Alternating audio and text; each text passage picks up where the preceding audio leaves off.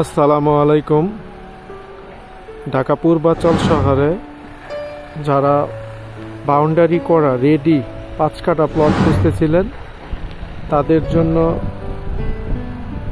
5 কাঠা প্লটের একটি সন্ধান নিয়ে চলে আসলাম রাজীব পূর্বাচল 300 ফিটের পাশে।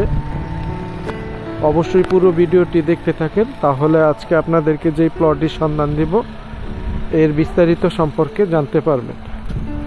এটা হলো সেই 5 কাঠা প্লট, রাজু পূর্বাচল 300 ফিট শহরে 13 নম্বর সেক্টরে এই প্লটটি অবস্থিত। উত্তর ফেজের একটি প্লট, বক্স রোডে।